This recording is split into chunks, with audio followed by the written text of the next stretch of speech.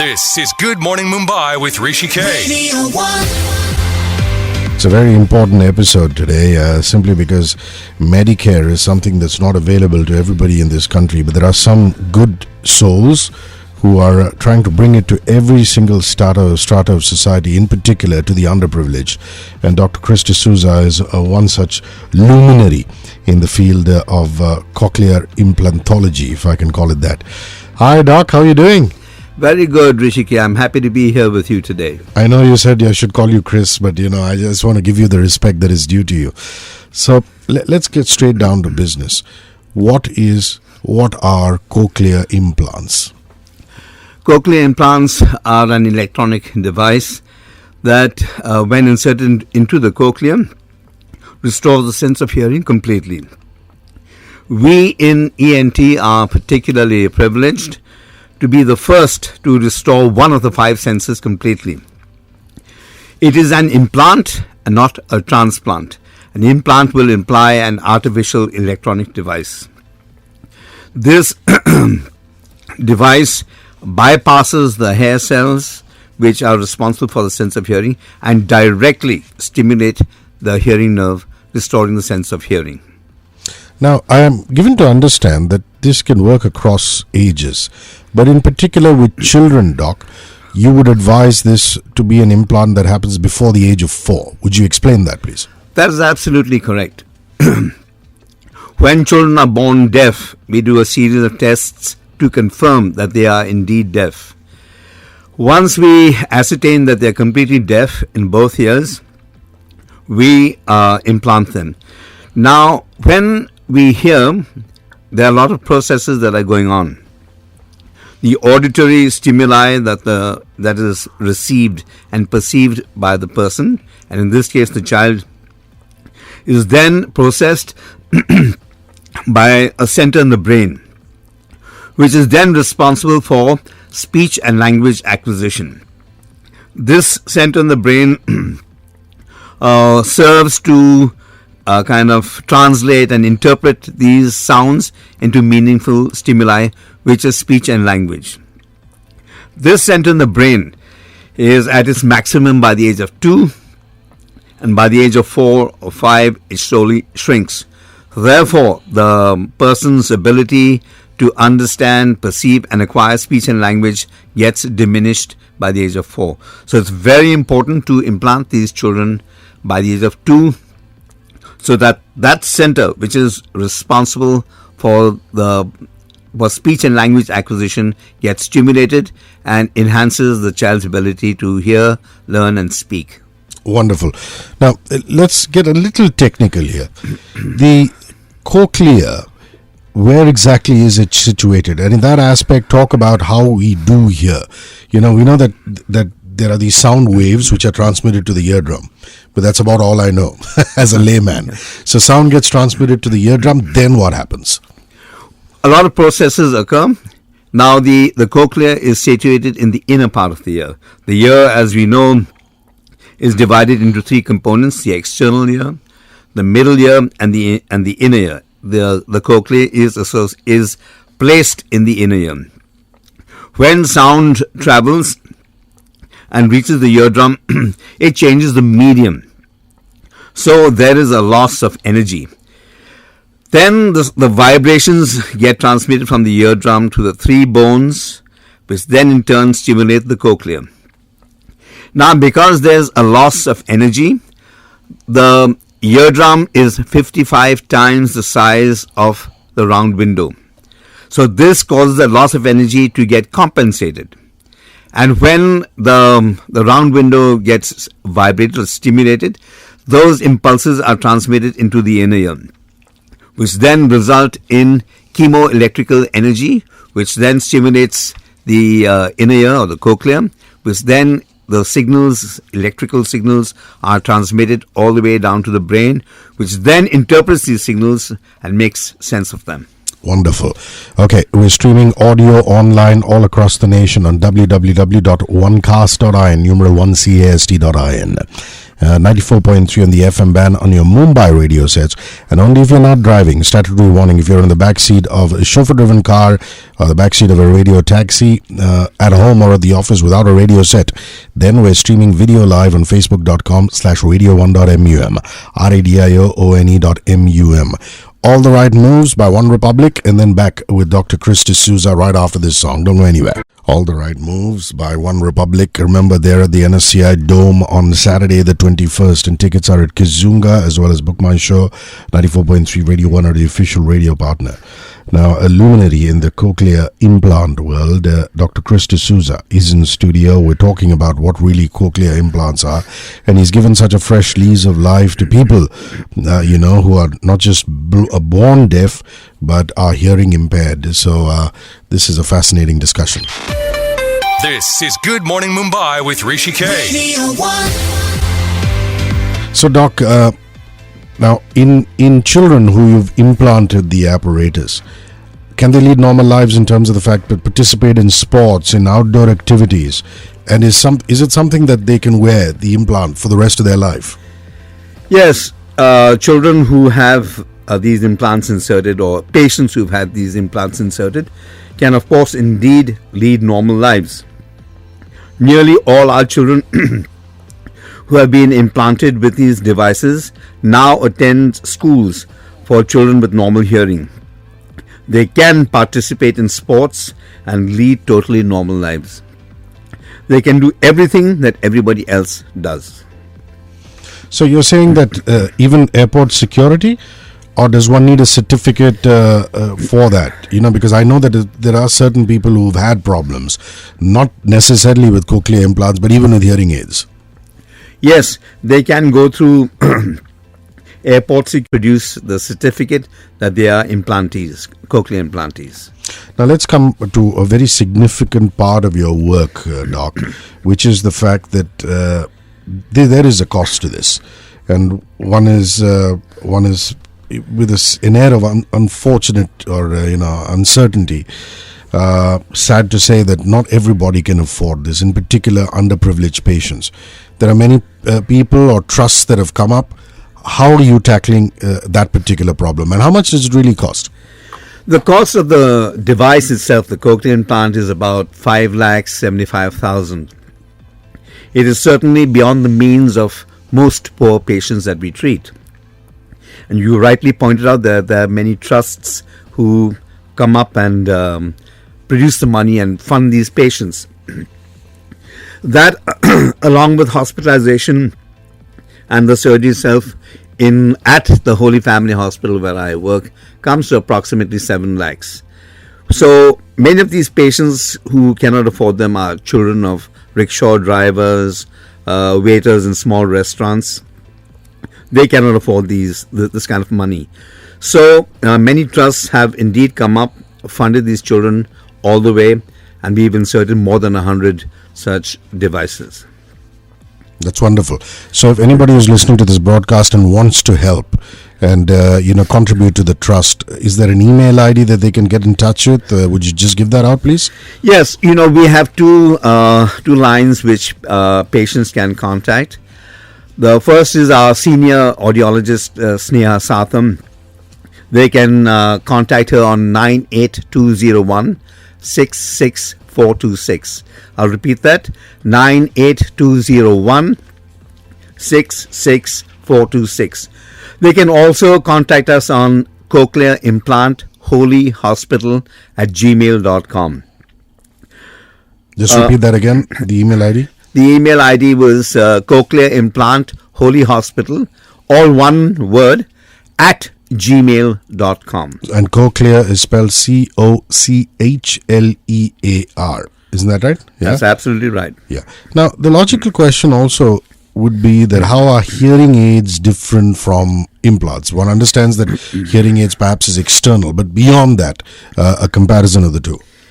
Hearing aids amplify sound, but they do not stimulate the hearing nerve directly, whereas the cochlear implant electrically stimulates the hearing nerve.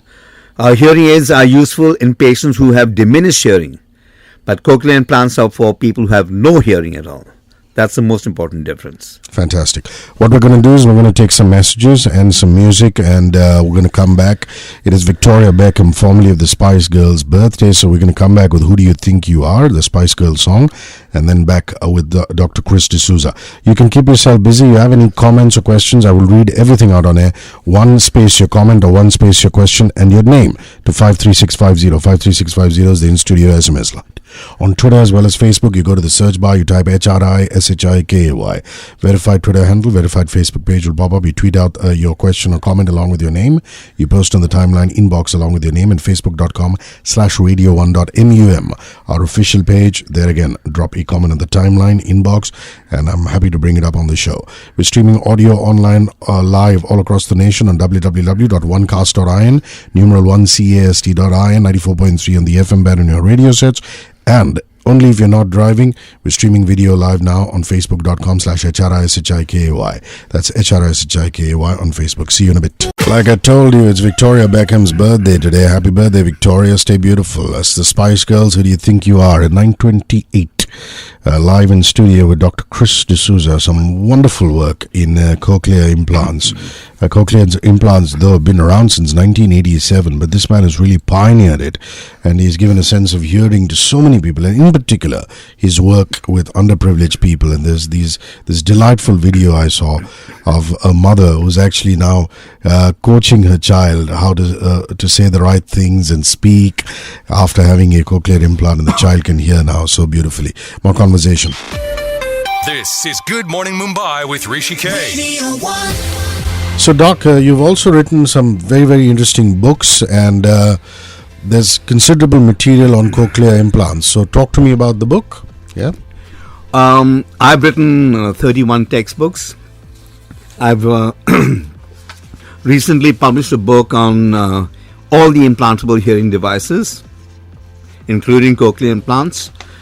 This book is published in the US under my name. I've also written it with all the world's leading experts in the field. At this point in time, it is the most comprehensive book available on the subject, and it covers all devices and their different uses, indications and contraindications, and so on and so forth. This book is published by Plural Publishers in San Diego in the US.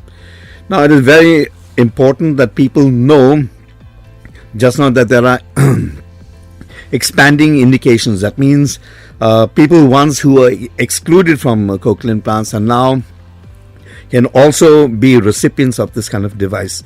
So the indications are expanding, and also the device is becoming more and more sophisticated. Apart from being only an electronic device which stimulates the cochlear nerve or the hearing nerve, they also use, if a person has residual hearing, so it also will use acoustic amplification. So that means the device now will use will act like a hearing aid in commetrical stimulation of the cochlear nerve. So the device is expanding in sophistication, and I foresee a time where the indication will be so much that patients who have hearing problems will have those hearing difficulties removed. Lovely. And does it need a replacement after a few decades? You know, like sometimes they say that a pacemaker needs a replacement. Does it need that? At one point in time, we thought that a cochlear implant would remain in forever. But over a period of time, we realized that it is an electrical and electronic device, and therefore subject to failure. These can be removed and a second one put in place. So it is now thought that a person in his lifetime will probably need 2 or more cochlear implants.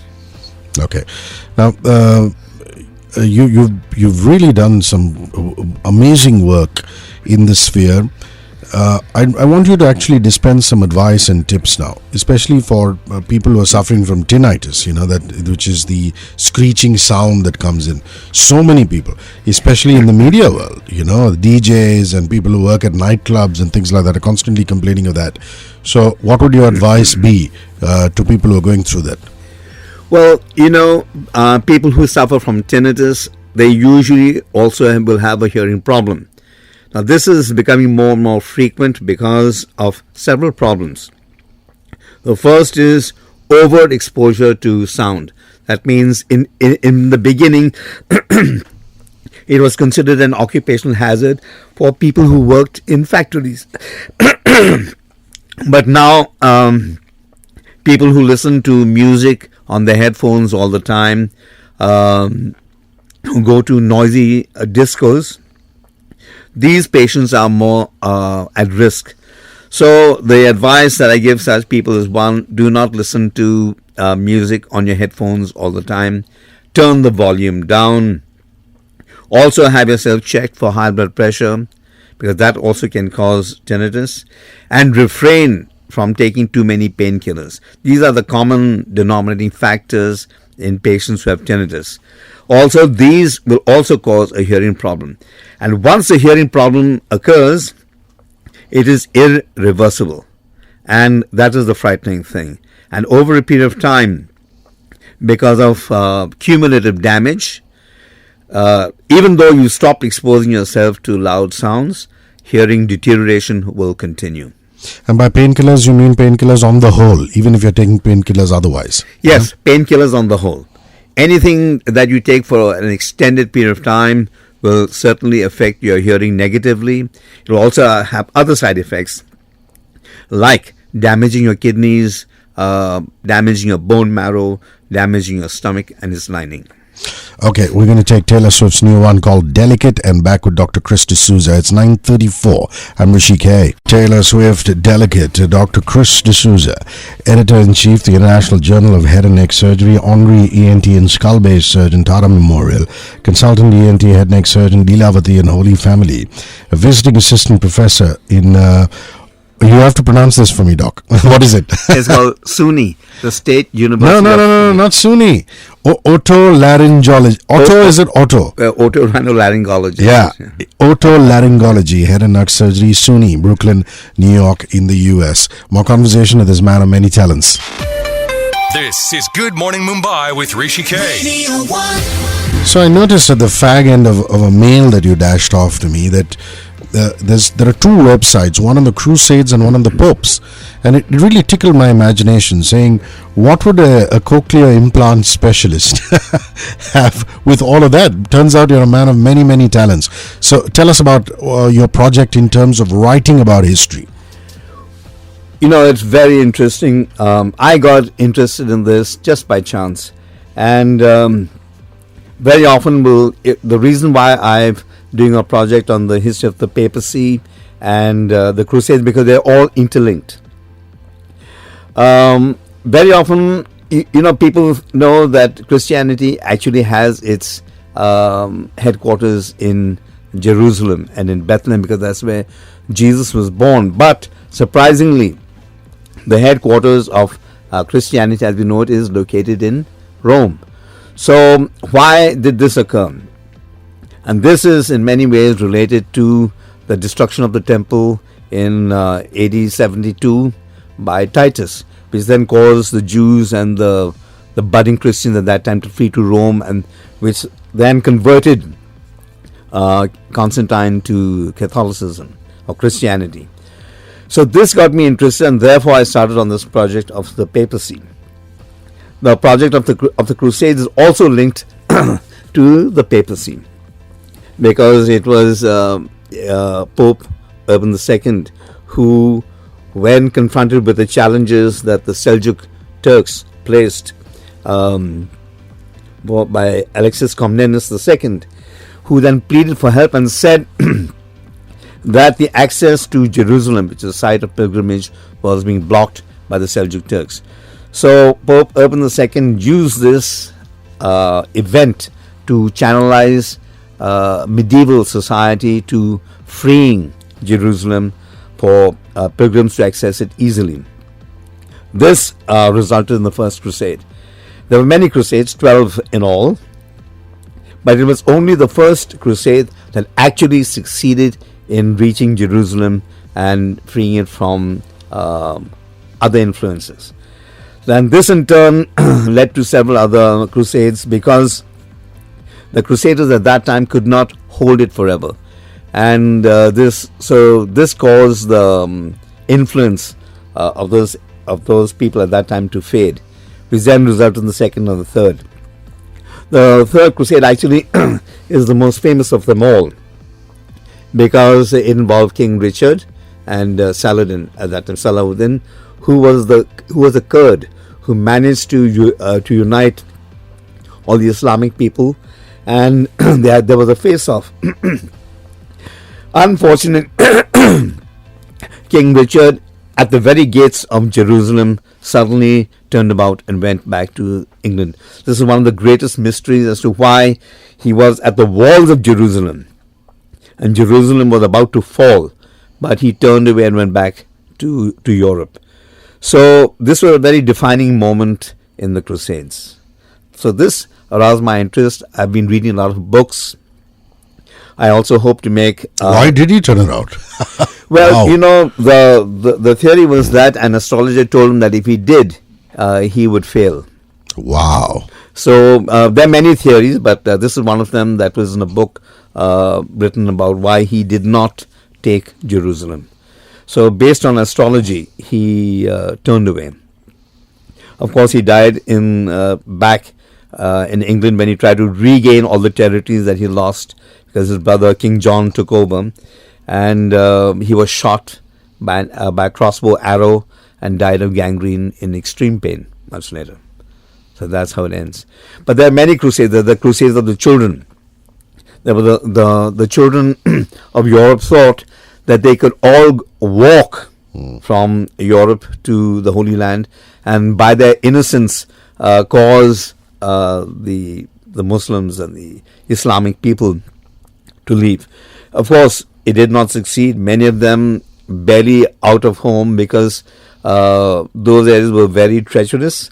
Many of them were killed, kidnapped, sold into slavery, and they did not make it into the Middle East. And you have a talking African parrot. Yes, I have a talking African grey parrot. He's the joy of my life. What is his name? His name is Rocky. Rocky, if you're listening. And I have a portable radio, and I put it over his cage, and he hears your station for a good 6 hours, so much so that he imitates many of the things that occur on your show, including the 94.3 FM radio. And he says it in such a way with so much of passion that all of us laugh when we hear that. This is a first, a parrot fan of Radio Once. Okay, we're going to go into some messages and a song, and we come back with a last leg of conversation with Dr. Hrishi Souza. It's 9:43 live, and your last opportunity to get some messages or comments or questions in. One space your comment, space your name to 53650 on SMS, or your question, that is. And on Facebook and Twitter, you go to the search bar, you type HRISHIKAY, I will pop up. You tweet out with your name, you post on the timeline inbox with your name. Facebook.com/radio1.mum, our official page. There again, any comment or question for Dr. Hrishi Souza on cochlear implants, or even some of his writing, happy to bring it up. Put it on the timeline inbox along with your name. We're streaming video live only if you're not driving. Please view it on Instagram at HRISHIKAY. There's also a video up on Twitter and Periscope, the same handle. And of course, audio online all across the nation on www.onecast.in and numeral 1cast.in, 94.3 on your radio sets. See you in a bit. 94.3 Radio 1. Mr. Lova Shaggy with Hey Sexy Lady. He is in studio, Dr. Hrishi Souza, and what an enterprising hour talking about cochlear implants, hearing, and a whole lot more. Vijay Venkatesh on Twitter, amazing, catching your show after ages, Hrishikesh. What with all my traveling, great chat to come back to with Dr. Hrishi Souza. Pradeep Nagpal, good morning, very interesting show. If you can do another show with Dr. Chris after he finishes his research, that'll be lovely. Bless you guys with God's love. Yeah, that's an interesting idea, post all your research getting done. A last leg of conversation with the good doctor. I believe you play the guitar and Yes. do a bit of stand-up comedy. So tell us about those two allied passions or pursuits. Well, I've been playing concert guitar for about 25 years.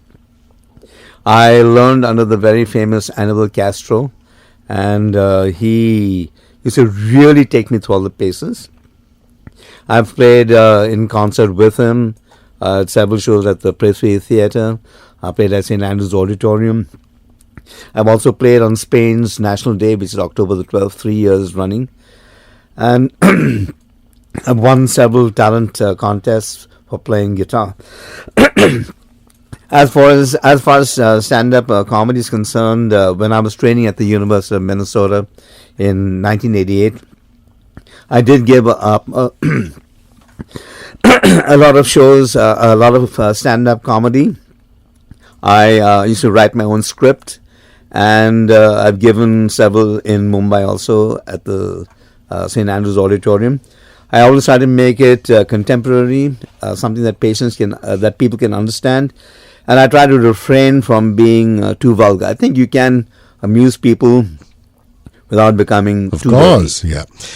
In one of the videos that I saw of you having done the cochlear implant for some children, the parents were actually counseling the child or helping the child get through speech therapy. How much is counseling of parents important in cochlear transplant cases, in particular with children? It is a cochlear implant, not transplant. But yes, it is absolutely important. The parents play a pivotal role. And all the parents are absolutely committed, and that is vital to making sure that the cochlear implant gives the child the benefit that the child needs. Without that, the cochlear implant will not succeed. We are blessed with parents who are totally committed, and for us the greatest surprise was to see that the fathers were totally committed, and they take time off from their places of work and bring the children themselves, and with a lot of tenderness, concern, and commitment. It is an amazing experience to see that. Without that, the child will not get the complete benefit of the cochlear implant. Lovely. Just before you go, your trust again, you're trying to create a trust fund for underprivileged people to come in and get these implants. We've created a corpus fund because I realize that perhaps one day the trusts that fund us and give us money may not give us that money for one reason or another. So I've created a corpus fund at the Holy Family Hospital. We collect donations, and the interest of that donation is used for the patients. We use 85% of it, and 15% of the trust fund is put back into the corpus fund, thus allowing the corpus fund to grow. And so this fund will grow in perpetuity. So long after I have left, surgeons after me will have the funds needed to implant these devices to benefit children and other people. Wonderful. And would you give out the coordinates, please, again? The coordinates are, we are our senior audiologist, Sneha Satham.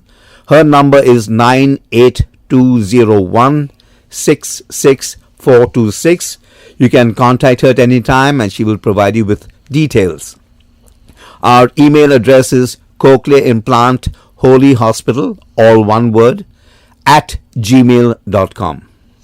Also, Doc, you have a very interesting and comprehensive website. Would you give out the details on that one, please? My website is drchrisdesouza.com. And the D'Souza is a D-E. The D'Souza is D-E. drchrisdesouza.com. Thank you very much. It's a morning well spent, very informative, and keep doing all the wonderful work that you're doing, Doc. Yeah. Thank you very much. I'm delighted to be here. Thank you. Share the Shoop Shoop song. It's 9:56. I'm Hrishikesh.